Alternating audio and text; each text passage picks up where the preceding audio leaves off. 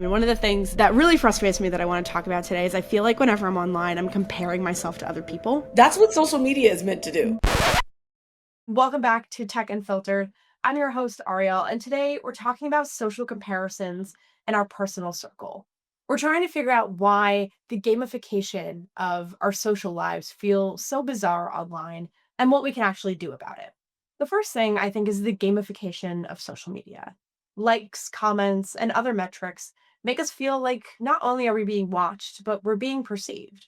Our friends, our loved ones, or even strangers online get to not only have a thought about what we do and say online, but they're actually a big part of the way that we perceive our online persona. A post that gets maybe 10 likes is going to feel different, perhaps, than a post that gets 200 likes.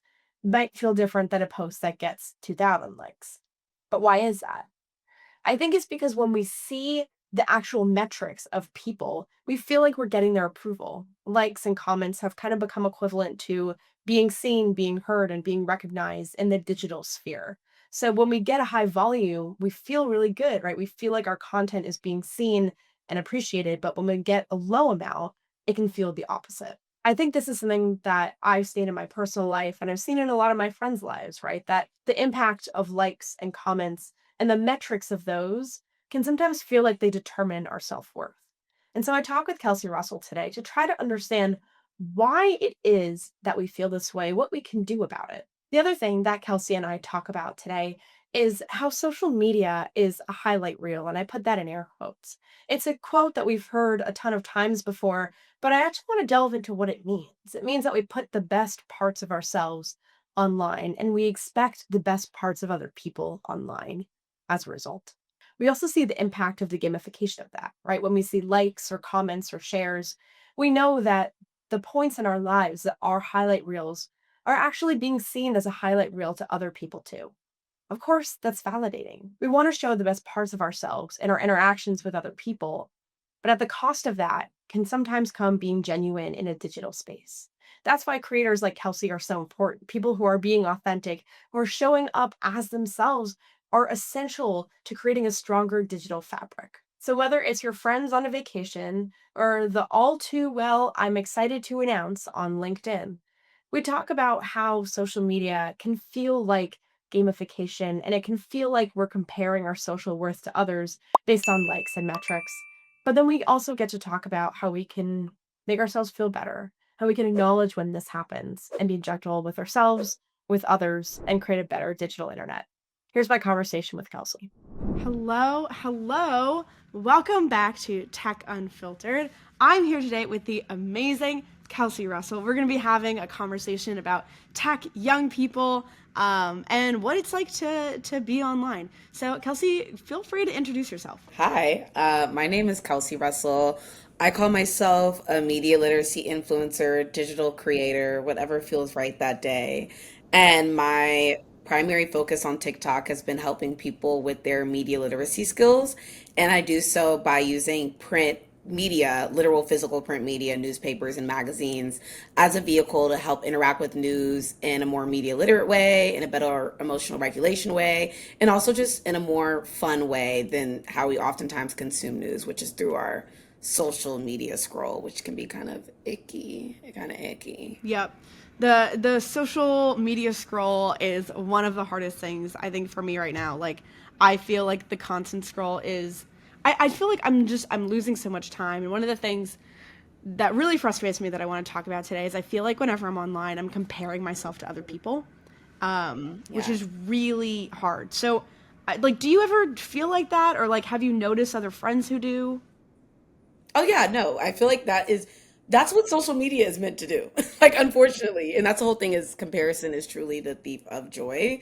But yes, I feel like it is nearly impossible to not compare yourself to social media. I mean, to people on social media. I always say there's no reason I should have access to my ex best friend from second grade and know what they're doing, right? So I absolutely do fall victim to comparing myself to people. And it's even more difficult being a digital creator because my purpose is to post online. And the more I post online, the more likely I am to compare myself to people. So it absolutely happens to me. It so does. What is when we talk about social media being a highlight reel? Like, what does that mean for you?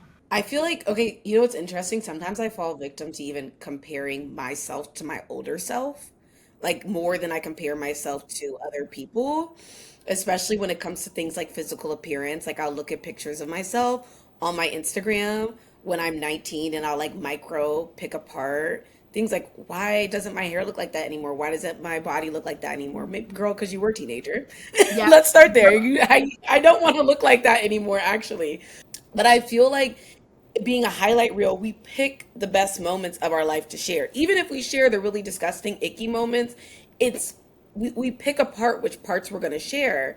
So it almost becomes such an unrealistic mess of things to compare yourself to that are highly edited, that aren't even real. And if they are real, they're the best parts of what was real. So yeah, it's a highlight reel, and I feel like I'm almost worse at comparing myself to my own self than to other people, you know? Yeah, I totally do that too. I feel like having my phone in my hands makes it so easy to do. And like I do that with photos, but like from like a few months ago, I'm like, wow, like a few months ago. And it's like the chances that we look like similarly or just like comparable are so high. It's like we're comparing ourselves to our former selves, and then we're comparing ourselves to each other, which is making our lives a lot harder. Why does it matter that social media might be a highlight reel of other people's lives and of our own life? I think it really matters because it has completely rewired our brains. Like social media isn't just this thing that you get on your phone. It's literally an addiction. I mean, most people have an addiction to their phone, right? Like the first thing I do when I wake up in the morning, I have to challenge myself not to get on my phone. Like to not just scroll, right? It's a part of our life. So if we really like take a step back and think about the fact that so much of our time is spent on social media. So much of our energy goes towards it. The way that if you grab your phone, the first thing you do is look on social media. I think it can help give us a lot of grace of why we might be so anxious, why we might be so depressed, why we might not really be happy, is because most of our time isn't actually spent with our feet on the ground.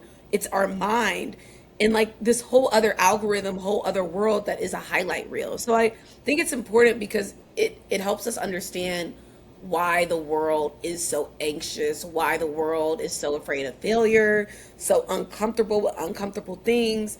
It has to do with like an addiction that we're all going through, which is social media.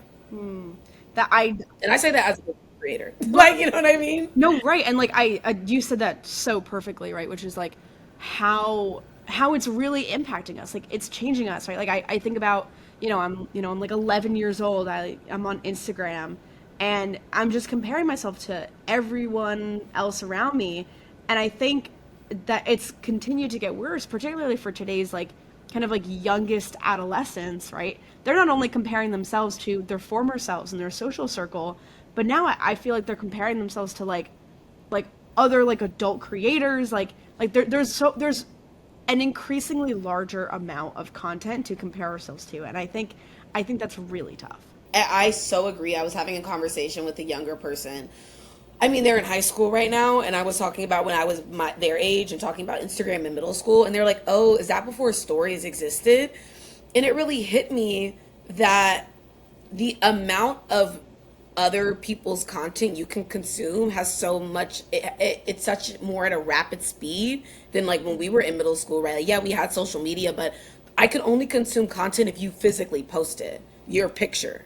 But now imagine I just think it kind of tripped up my mind that the amount of other people's content they're consuming is so much more, it's so much more rapid than when we were younger. And I know it, I mean it messed us up. So it made me think about, whoa, like you're talking about Instagram before stories. She made me feel ancient. I was like, I'm not ancient. I just was on Instagram before stories existed. I know. I do remember when stories came out, and it was like they're just Yeah. copying Snapchat. I think when I think about comparison, there are like a few different things that come to mind. All right, the first is like the social comparison, right? Like FOMO, like oh my gosh, like are my friends having more fun than me? Are other people, doing cooler things than me?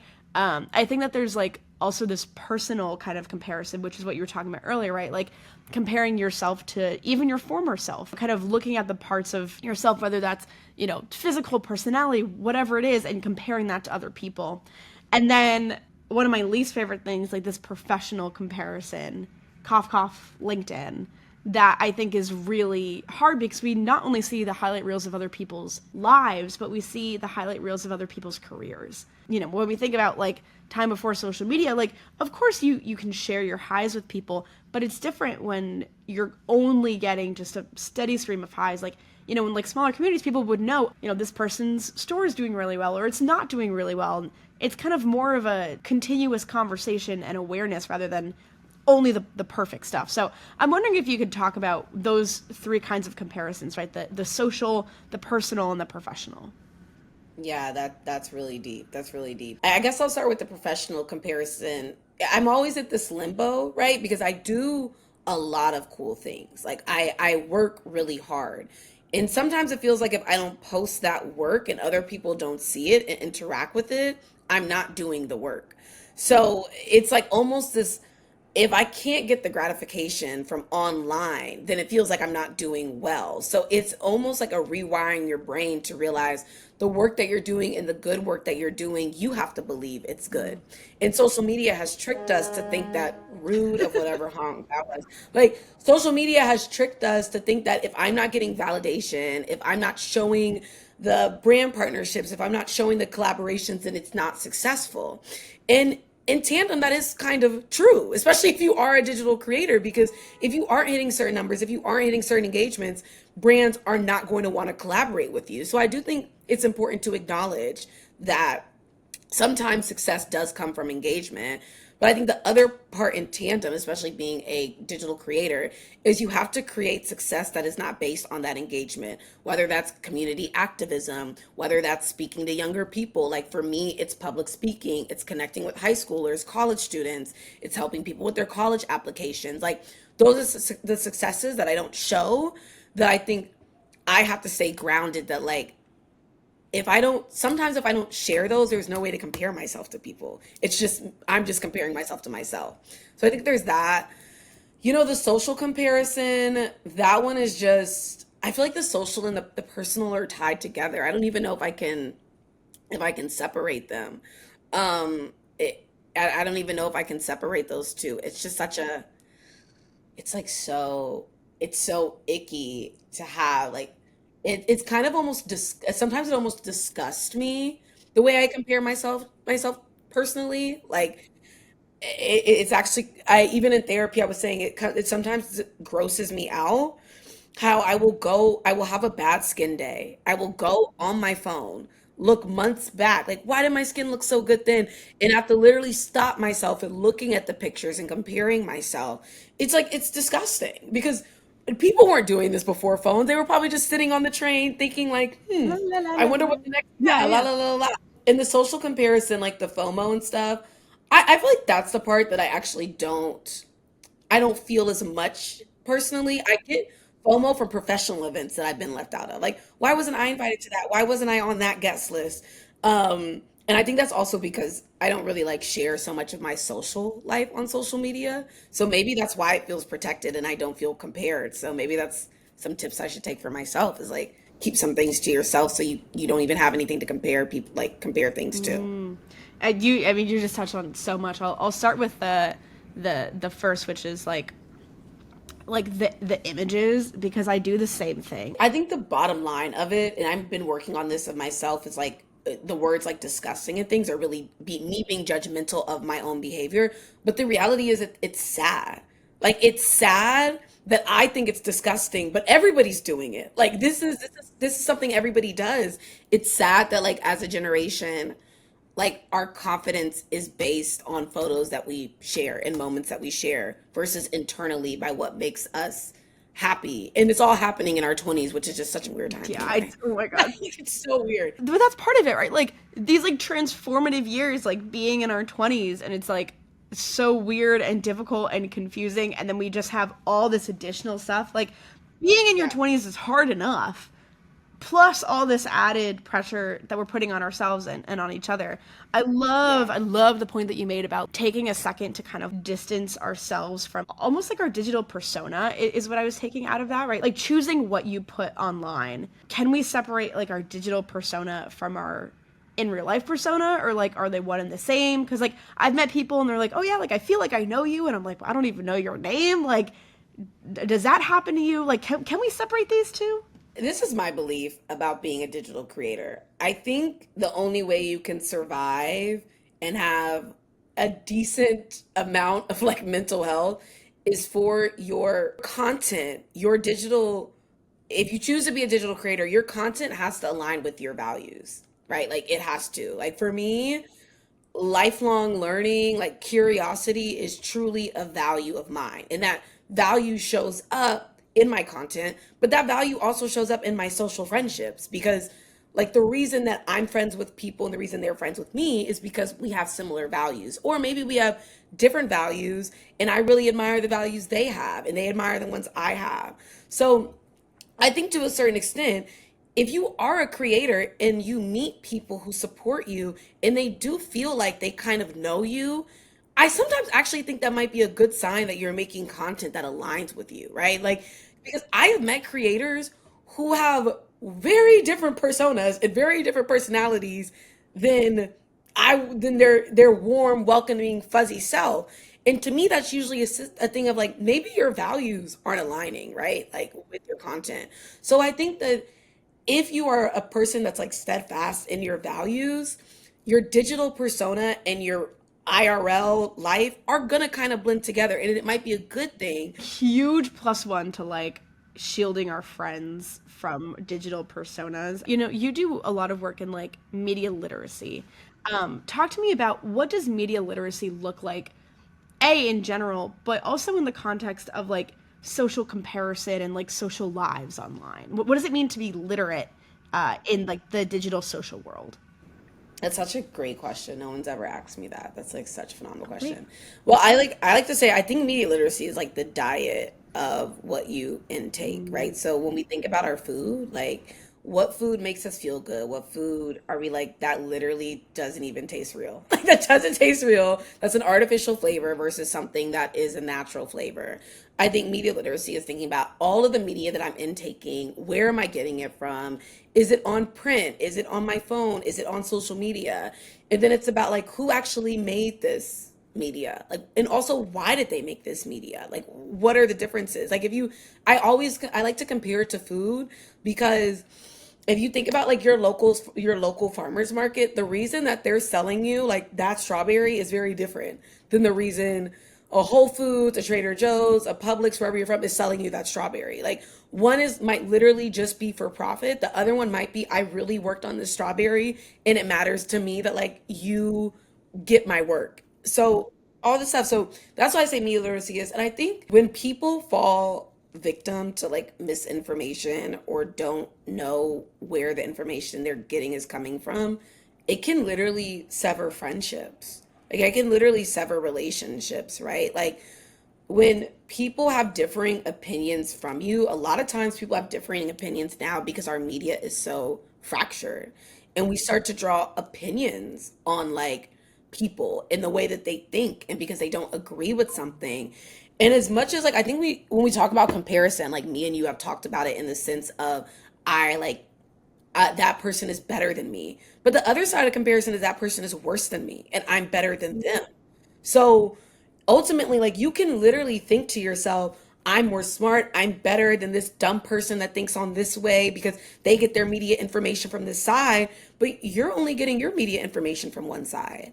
And you're not concerned about why that person thinks that way. So I think like literally a lack of media literacy, a lack of digital literacy can make us apathetic towards people. In the same way that we compare ourselves to people saying they're better than me, you say that you're worse than that person. And like, I think that that's exactly what's happened with like the left versus the right. Is like, I'm smarter, I'm better than that person.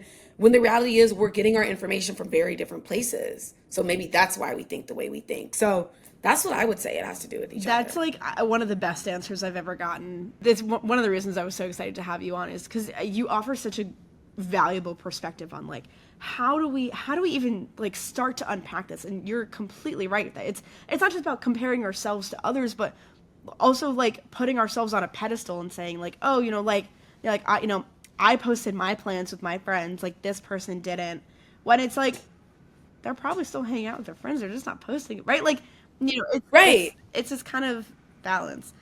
Okay. Oh my gosh, amazing conversation. Plug yourself. Where can people find you, learn more about you, watch your content? Yes, you can watch my content on TikTok, Instagram, LinkedIn. I actually have digital series podcast in the works. It will be called Chronicle. I think this is the first time I'm actually saying what it will be called. It'll be called Chronicle.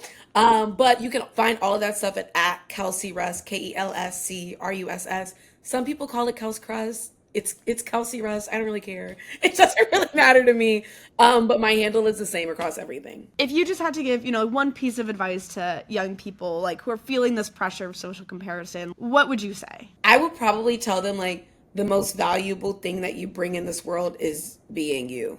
Like that's like literally the most valuable thing you can do. So just show up as you. And also those feelings of comparison and anxiety and insecurity you have are the most human experiences ever. Like they are the most humanistic experiences. So share them. Like with your community, when you feel insecure, when you feel like you're less than, when you're more than somebody, share those with people you trust because it's more likely that they're actually feeling the exact same thing and you can realize like, oh, I'm not crazy. Like you're feeling the exact same way. So that's what I would say is share and also realize the most valuable thing you can do is just show up as you. All the ugly, bad, good, pretty parts, every part. I love it. I love it. What a beautiful way to end. Kelsey, thank you Yes. so much for coming on this series. Your expertise, your experience is just so valuable. Thank you so much for this conversation today. Thank you for having me.